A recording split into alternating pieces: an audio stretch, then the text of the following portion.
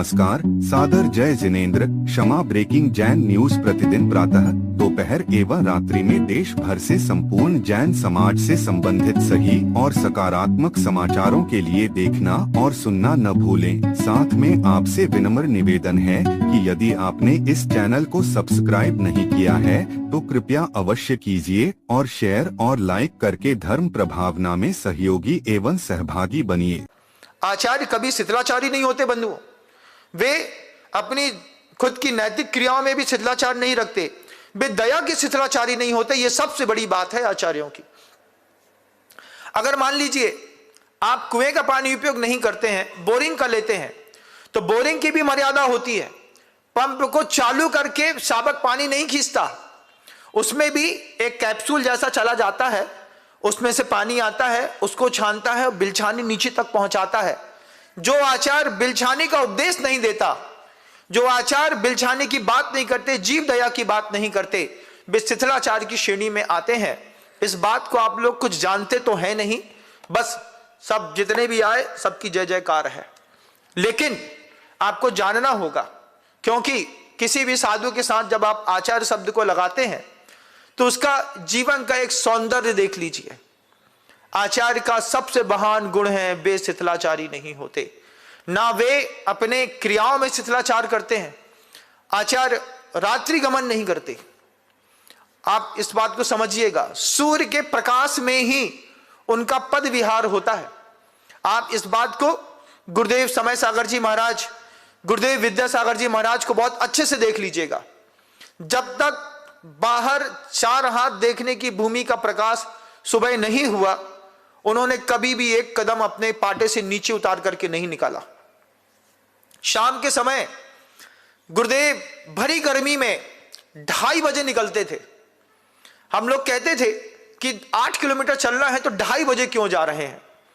आचार्यों का एक क्या गुण होता है, वे 2:30 बजे दोपहर में विहार करते, छाता नहीं लगवाते, तो उग्र तपस्या का भी उनके जीवन में प्रभाव बढ़ता। वो कहते थे गुरुदेव हमेशा, हम शिखर के ऊपर बैठ करके तो सूरज का ताप नहीं सह सकते, कम से कम चलते चलते तो सूरज की गर्मी सह करके थोड़ी तपस्या तो कर ही सकते हैं। ये क्या गजब का गुरुजी की सोच। 2:30 बजे चलते, 4:30 पौने 5 पर आचार्य से जाकर के अपने स्पॉट पे 7-8 किलोमीटर 9 किलोमीटर चल के बैठ जाते। एक दिन पूछा गुरुजी से कि गुरुदेव 4:30 बजे भी चलते अगर आप, तो आप आराम से पौने 6 बजे तक यहां पर आकर के पहुंच जाते। आचार्य बोलते हैं मैं तो पहुंच जाता पौने 6 पे, लेकिन मेरे साथ जो लोग चल रहे हैं उनको जो रात्रि भोजन का दोष लगता, वो सारा का सारा रात्रि भोजन मेरे मत्थे डाल दिया जाता। मैं इस तरीके का शिथिलाचार कर नहीं सकता। धूप सह सकता हूं, लेकिन रात के अंधेरे में पहुंच करके, अगर मान लीजिए कोई संघ पहुंच रहा है रात के अंधेरे में और बिल्कुल डीम लाइट में पहुंचा, उनके साथ 20 लोग हैं, 15 लोग हैं, अब वो भोजन करेंगे कि नहीं करेंगे? करेंगे। अंतव का तो समय था, लेकिन अब वो अपने आप को समझाएगा श्रावक कि अरे भैया अपन तो महाराज जी के साथ थे, अपन तो धर्म ही कर रहे थे, अब भूख लगी है खा लो, नहीं तो जिंदा ना रहोगे। खा लिया, आपने रात्रि भोजन किया, उसका पाप किसको लगा? इधर लगा। आचार्य क्रियाओं में कभी भी शिथिलाचार नहीं रखते, किसी भी चीज में। उनका ब्रह्मचर्य अपने आप में विश्व प्रसिद्ध होता है। आंख के भी ब्रह्मचर्य होते हैं, कान के ब्रह्मचर्य होते हैं, जुबान के ब्रह्मचर्य होते हैं, स्पर्शन इंद्री का ब्रह्मचर्य होता है, भोजन का ब्रह्मचर्य होता है। इन 5 प्रकार के ब्रह्मचारियों में आचार्य श्री ब्रह्मचारियों में भी ब्रह्मचारी होते हैं। इसलिए आचार्य शब्द की बहुत बड़ी गरिमा होती है, बहुत बड़ी गरिमा। जिसने देखी है, जिसने पढ़ी है, वो जानता है कि आचार्य किसको कहते हैं। आपने दुनिया में बहुत कुछ देखा है, लेकिन अभी आपने दुनिया में बहुत कुछ नहीं भी देखा है। जो आपने एक दुनिया में नहीं देखा है वो भी देखिएगा। आचार्य की वाणी की खूबसूरती है, वे आचार संपदा के मालिक होते हैं। उनको देख करके उनका शंख एक आइडियल कंडीशन शो करता है।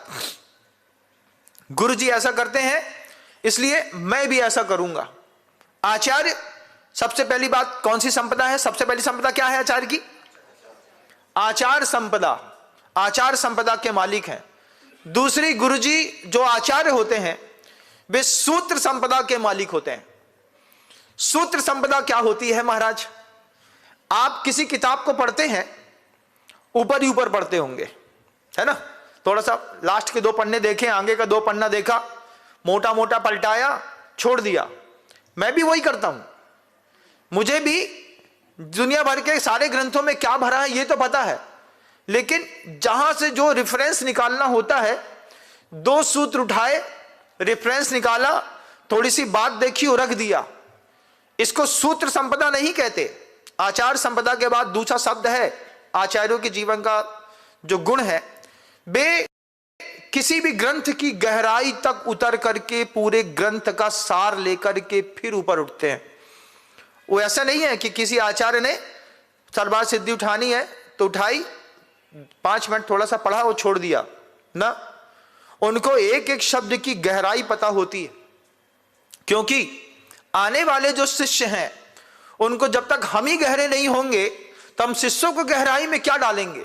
और अगर शिष्यों को गहराई में ना डाल पाए तो शिष्य उपल नाव में बैठ करके संसार समुद्र में डूब जाएगा।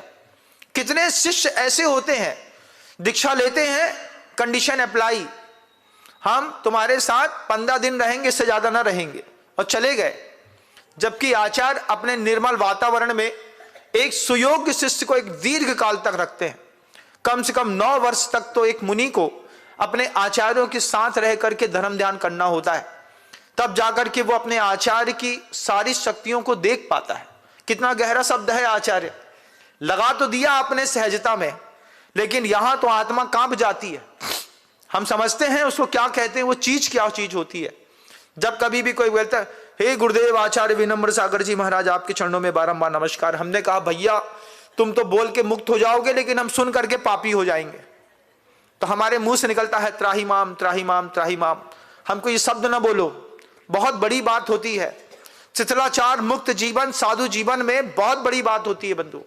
आचार्य शिथिलाचार मुक्त होते हैं, उनके जीवन में कभी भी उनके ब्रह्मचर्य पर कोई प्रश्न चिन्ह नहीं खड़ा कर सकता, उनकी अहिंसा पर कोई प्रश्न चिन्ह खड़ा नहीं कर सकता। कोई पूछे तो वो ये जवाब नहीं दे सकते, अरे अब तो जमाना ऐसे ही हो गया है, अब तो चलता है। ये शब्द आचार्यों के मुख से नहीं निकलते। आचार्य के दिमाग में चलता शब्द नहीं होता, वो चलाने वाले होते हैं। बेतारम कर्म भूव्रताम, कि दूसरे शिष्य के कर्म को भी भेदने की जिनके अंदर सामर्थ्य होती है, ऐसे वे महान आचार्य होते हैं। ये सामान्य शब्द नहीं है, किसी भी संत के पीछे लगा दिया, उसको पाटे पर बैठा दिया, ले लो दीक्षा उससे, तुमको समझ में आ जाएगा कुछ दिन बाद कि हमने दीक्षा लेकर के गलती कर दी।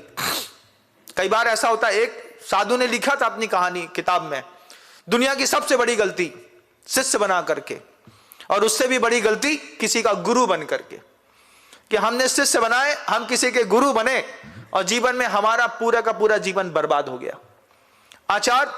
आचार संपदा के मालिक हैं, आचार सूत्र संपदा के मालिक हैं। धबला हो, जय धबला हो, आगम हो, सर्वार सिद्धि हो, राजवार्तिक हो, प्रथमा नियोग हो, कर्णा नियोग हो, द्रव्या नियोग हो, किसी भी आत्मा की बात करनी हो, परलोक की बात करनी हो, गजनंत पर्वत के ऊपर विजयात पर्वत की श्रेणी की बात करनी हो, सब गहराई में वो डूब चुका है इंसान अपने गुरु के साथ रह करके।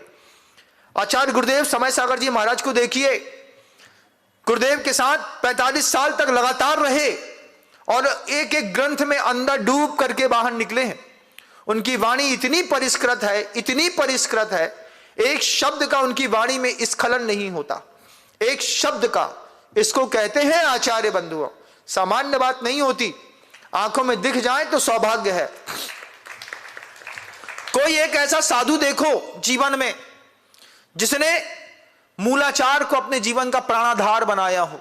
एक बार देखो, एक चीज मैंने हमेशा कही है, हम सबसे पूरी दुनिया के जीवन से एक गलती हमेशा हुई, जब राम इस धरती पर थे तब उन्होंने राम की कीमत नहीं करी, जब कृष्ण धरती पर थे तब उन्होंने कृष्ण की कीमत नहीं करी। कोई भी महापुरुष इस धरती पर आया और हमारी आंखों में उस महापुरुष में सामान्य इंसान दिखता रहा, लेकिन अगर जिसने राम के रहते रहते श्री राम देख लिया हो, कृष्ण के रहते रहते कृष्ण में श्री कृष्ण देख लिया हो, और गुरु के रहते रहते गुरु में जिसने भगवान देख लिया हो, उसका जीवन सार्थक होता है बंधु। गजब की सार्थकता है इस जीवन की। आप नहीं समझ सकते।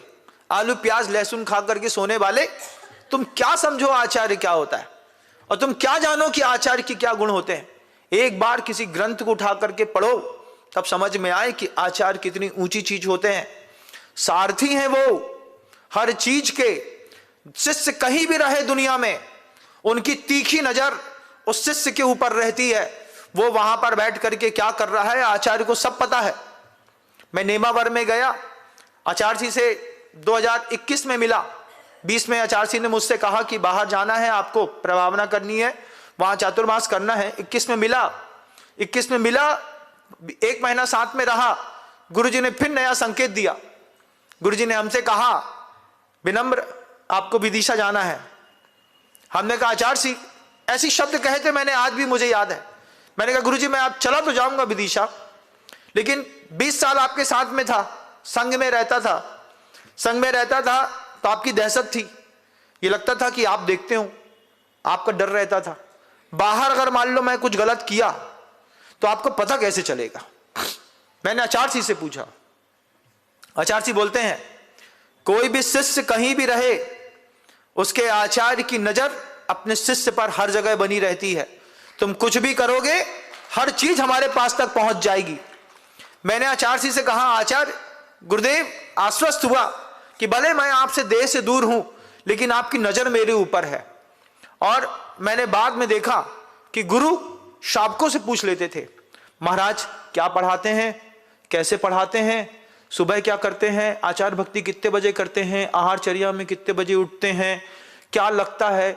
गुरुजी शावकों से सब पूछ लेते थे, कौन कौन पढ़ाता है, कितना पढ़ता है, इंटरेस्ट कैसा आता है, सत्य बोलते हैं नहीं बोलते हैं, क्या करते हैं। उन्होंने सारी इंक्वायरी निकाली हमारी। उसके बाद आशीर्वाद दिया, बहुत अच्छा बहुत अच्छा बहुत अच्छा। तब जाकर के आज जयपुर से संवाद कर रहा हूं। मजाक नहीं है, आचार्य बनना बहुत बड़ी बात है। आपके लिए बिल्कुल सहज शब्द है। किसी के साथ भी दुबला पतला मोटा तगड़ा कोई भी आ जाए, आओ महाराज बैठो, आचार्य महाराज की जय हो। अब कोई मानता है तो हम भी मानते हैं, लेकिन आचार्य शब्द की गरिमा भी तो जान ले कि उनके पास 8 प्रकार की संपत्तियां हैं। सबसे बड़ी बात है आचार संपत्ति के मालिक हैं। दूसरी बात है सूत्र संपत्ति के मालिक हैं। तीसरी बात है वचन संपत्ति के मालिक हैं। उनकी बात कोई काट नहीं सकता। ऐसा नहीं कि हमने बोला और तुमने हवा में उड़ा दिया। हमने बोला है, ये वचन की संपत्ति है हमारी। इस संपत्ति के भी वो मालिक होते हैं। उनके निर्णय अंतिम होते हैं। वो अपने अंतिम निर्णय एक बार सुनाते हैं। गुरु जी को देखा, गुरुदेव समय सागर जी महाराज जी को भी देखा कि एक बार कोई बात कह दी तो उनकी वो वचन संपत्ति है, मैं उस वचन संपत्ति का मालिक बना रहूंगा। मैंने जो बोला है वो बात होगी और होती है, क्योंकि वो हमेशा शास्त्र और परमात्मा की बात बोलते हैं। कभी भी अपने मन का नहीं बोलते, शिष्य से कभी राग द्वेष नहीं करते। ये तीसरी उनकी वचन संपत्ति के मालिक हैं। चौथी बड़ी अच्छी और सुंदर सी बात, शरीर संपत्ति के भी मालिक होते हैं। आचार्य कैसे होते हैं? देश कुल जाई शुद्धा विशुद्ध मन वयन काय संजुत्ता। ये आचार्यों ने उनके लिए शब्द रखा है कि जो भी आचार्य बनेगा वो देश से साफ सुथरे देश का होना चाहिए। पता चला कुटिल परिणाम वाला कोई आचार्य बन जाए तो फिर कुत्ता बिल्ली सुअर चमार सब शुरू हो जाए, तो ऐसा नहीं होता। वे देश के शुद्ध होते हैं, कुल की शुद्धि होती है, कुल के भी शुद्ध होते हैं। उनके कुल में भी किसी भी प्रकार का कोई भी विजाति वैवाहिक संबंध इत्यादि की स्थापित नहीं होता। उनके डीएनए की स्ट्रेंथ भी प्योर ब्रीड वाली होती है। पता चला 2 को मिला करके क्रॉस हो गया और उसमें से कोई लड़का निकला और उसको आचार्य बना दिया। यहां पर आचार्य कहते हैं देश कुल जाई शुद्धा। देश की शुद्धि, कुल मतलब माता के वंश की शुद्धि, पिता के वंश की को कुल कहते हैं और मां के वंश को जाति कहते हैं। अगर कह दे ना तुम्हारी तो जाति ही खराब है, इसका मतलब उसने तुम्हारे को मां की गाली दे दी, तुम्हारी मां के ऊपर बोल दिया, तो कितनी बड़ी बात होती है। तो आचार्य जो होते हैं शरीर संपत्ति के मालिक होते हैं। देश से, कुल से, जाति से, 3 से तो शुद्ध होते ही हैं। विशुद्ध मन वयन काय संजुत्ता, ये जो शब्द है, आचार्य सुंदर दिखने चाहिए। आचार्य सुंदर होते, सुंदरता का क्या प्रभाव महाराज? मूलाचार कहता है इस बात को, एणे बहने तेणे कहने आचार्य नहीं बन सकते। अरे महाराज ऐसा कहां लिखा है? आगम ग्रंथ पढ़िए, सब लिखा है, हर चीज देखी जाती है, बाहरी परफेक्शन भी देखा जाता है और इंटरप्रिटेशंस भी देखे जाते हैं, तब जाकर के आचार्य बनते हैं। शरीर से वो सौंदर्यवान होते हैं और मोक्ष मार्ग है निरूप व्यंती अभाग बपसा है। उनकी शरीर की देख को देख करके ही, उनकी चर्या, उनकी गंभीरता, उनके शरीर का सौष्ठव देख करके ही जो सामने भव्य जाता है उसको वैराग्य हो जाता है। इसी को कहते हैं आचार्य, धन्य है आचार्य। उसके मन के अंदर का पपीहा बोलता है मेरे आचार्य तो बस यही है। उनके शरीर में देख करके, उनके शरीर की स्पर्शना करके, उनके शरीर की गंध से, उनके शरीर के सौंदर्य से मोक्ष मार्गम अवाग बपुसह निरूपयंती, बिना बोले मोक्ष मार्ग के जो प्ररूपण करता होते हैं वे आचार्य होते हैं। बंदे तद्गुण लब्धये, उनकी क्या क्या वैभव है कि वो क्या क्या बात के धनी है। उनके साथ एक और खूबसूरती होती है, वे वचन संपत्ति के मालिक हैं। वचन संपत्ति के मालिक मतलब कब, कहां, कैसी, किसको कौन सी भाषा कहनी है, किस भाषा में किसको क्या समझ में आएगा, ये वो बहुत अच्छे से जानते हैं। आचार्य कुंद भगवान ने ग्रंथराज समय सार में रखा है वह बात, 8वीं कारिका होगी शायद। जह नबी सक्य मरज्जम अनज भाषेज बिना दुगाहे दुम तय व्यवहारे बिना ना उविदिसदी। आचार्य कुंद भगवान ने कहा जैसे अनार्य से अनार्य भाषा जब तक नहीं बोलेंगे तब तक अनार्य को समझ में नहीं आएगा। अब मान लीजिए आपके सामने कोई चाइनीज मूवी चल रही हो, तो चाइनीज मूवी का आप दृश्य तो देख सकते हैं लेकिन उसकी भाव भंगिमा से भाषित नहीं हो सकते क्योंकि शब्द समझ में नहीं आते। तो आचार्य को हर क्षेत्र की वो भाषा की जानकारी होती है कि यहां के व्यक्ति का बौद्धिक स्तर क्या है, यहां के व्यक्ति का मानसिक स्तर क्या है, और जिस स्तर के वो होते हैं उसी स्तर का संवाद करके आचार्य उसको ऊपर उठाते हैं, उनको आचार्य कहते हैं। आपने तो हमको कह दिया आचार्य, हमने कहा एक बार तो आचार्य की व्याख्या हो ही जानी चाहिए।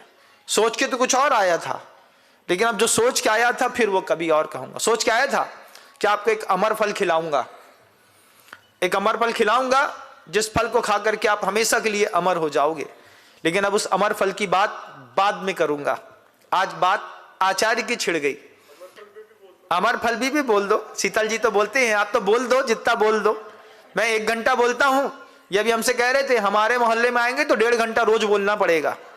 मैंने कहा यह भी बड़ी आफत है, वक्ता जबरदस्त है लेकिन हमारी भी तो कैपेसिटी है। नहीं, हम बोल सकते हैं, ऐसा नहीं है, ताकत बहुत है। लेकिन आचार्य कहते हैं, आचार्य कैसे होते हैं? वचन संपत्ति के मालिक होते हैं, उसके बाद प्रयोग संपदा के भी मालिक होते हैं। उनको हर चीज के प्रयोग करने का बड़ा गुण होता है।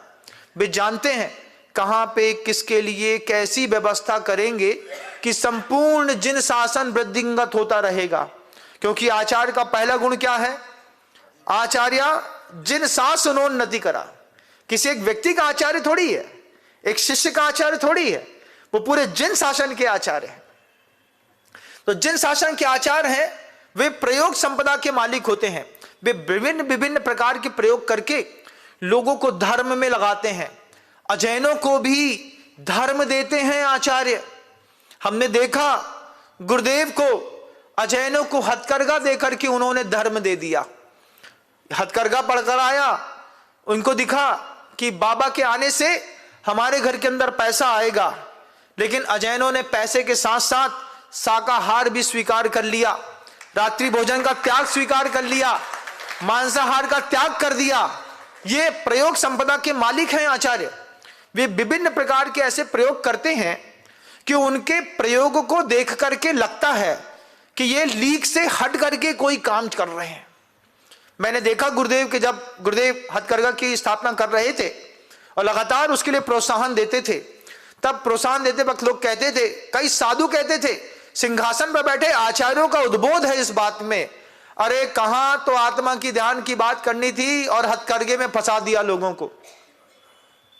हथकरघे में फंसा दिया कि मांस और मदिरा में डूबे हुए लोगों को हथकरघे का सहारा लेकर के निकाल दिया।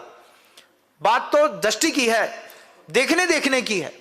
आप देखिए आज छत्तीसगढ़ के नक्सलाइट एरिया में जाकर के देखिएगा, जहां 450 से ऊपर हथकरघा वे महिलाएं चलाती हैं जो कभी सेक्स वर्कर थी। उन महिलाओं को अपने पारिवारिक पोषण करने के लिए अपनी देह का सौदा करना पड़ता था। वे महिलाएं, आचार्य सिंह जी ने जब देखा कि वो महिलाएं रोज गाड़ी में भर करके शहर में, नगरों में जाती हैं, दिन भर इस तरीके का दुष्कृत्य करती हैं, शाम को 1 किलो आटा, दाल, चावल, सब्जी कुछ लेकर के आती हैं, अपने बच्चे का पेट पालती हैं, पति शराब पीता मिलता था। आचार्य सिंह को इतनी दया आई कि यहीं पर धर्म देने की जरूरत है।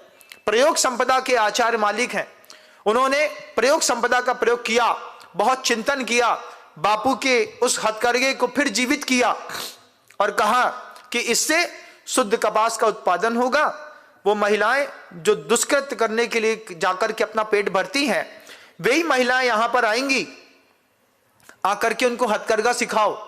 सीखने में पहले दिन आचार्यों ने अपनी संपदा का प्रयोग करके, शावकों का धन का प्रयोग करके कहा 300 रुपए रोज आपको पहले सीखने का मिलेगा, आप सीखिए। सीखने के 300, हाँ सीखने का 300 रुपए रोज मिलेगा।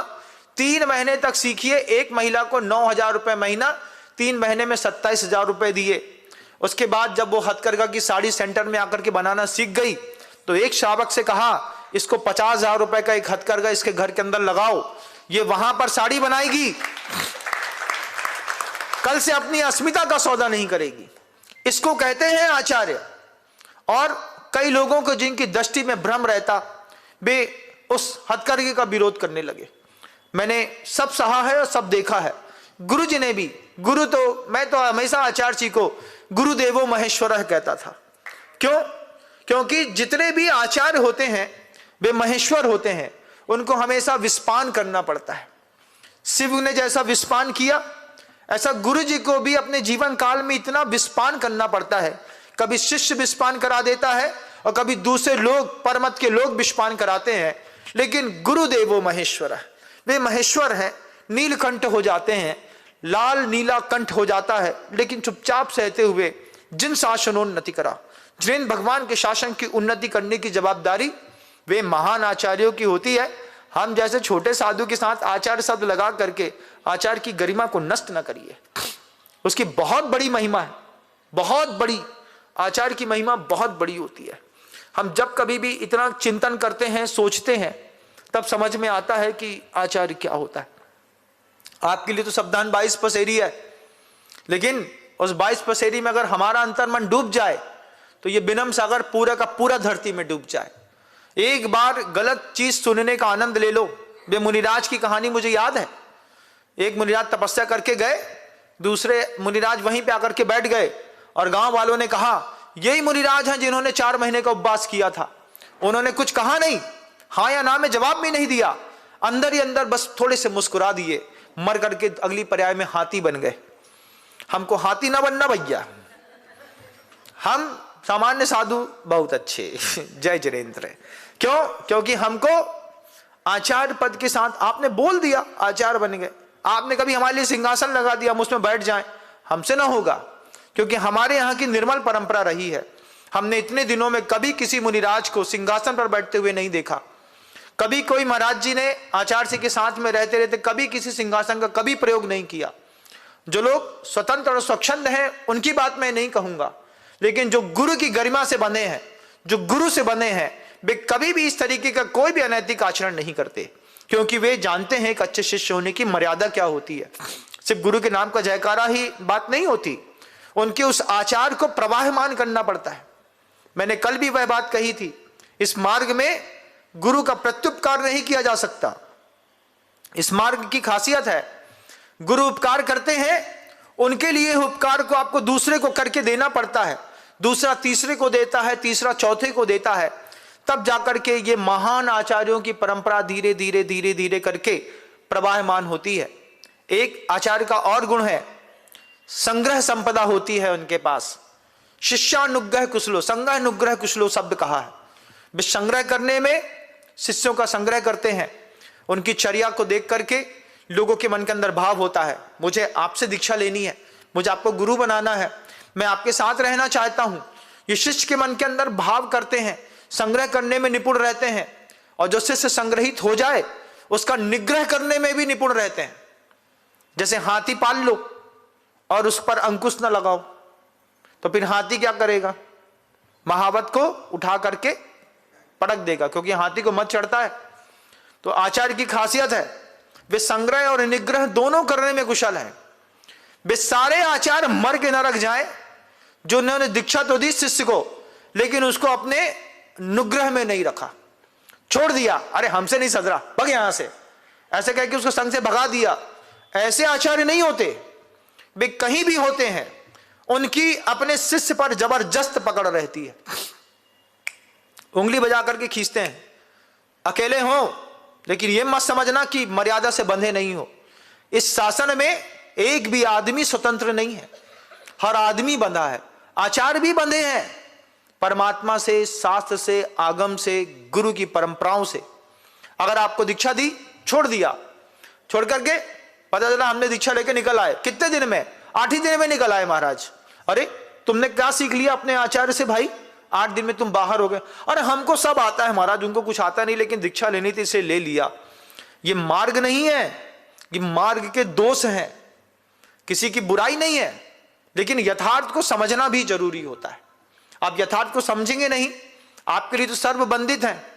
बात बिल्कुल सही है आपके लिए, मैं इस बात को मना नहीं करूंगा, लेकिन एक जो गरिमामय जिन शासन प्रवाहमान है, ये परंपरा जो प्रवाहमान है, ये ऐसे महानतम आचार्यों का एक अपना जवाबदारी होती है। तब जाकर के जनता उनके लिए जुटती है, उनके चरणों में दान देती है, उनके चरणों में अर्घ चढ़ाती है। अब आप कभी किसी महान आचार्य की पूजा करिएगा, जब उनके सामने एक सीपल चढ़ाएंगे, आपको महसूस होगा कि वास्तव में मैंने योग्य आचार्य के चरणों में यह सीपल चढ़ा करके अपने सीपल को धन्य कर दिया। ये धन्यता है जीवन की बंधु। धन का दान दे करके भी आप ऐसे महानतम आचार्यों की सेवा करें तो बड़े सौभाग्य की बात होती है। क्यों? क्योंकि उनका एक ही काम था, जिन शासनोन्नति करा। इसके अलावा उनका कोई दुनिया में काम नहीं, ना उनके जीवन में कहीं किसी तरीके का कोई शिथिलाचार देखो। Kshama breaking Jain news YouTube channel पर विज्ञापन देकर धर्म प्रभावना में बने सहभागी। विज्ञापन देने हेतु संपर्क कीजिए मोबाइल नंबर 9026900740 एवं समाचार एवं वीडियो भेजने हेतु WhatsApp number 9335236222। Kshama breaking Jain news YouTube channel देखने के लिए आपको बहुत बहुत धन्यवाद। सादर प्रणाम, सादर जय जिनेंद्र।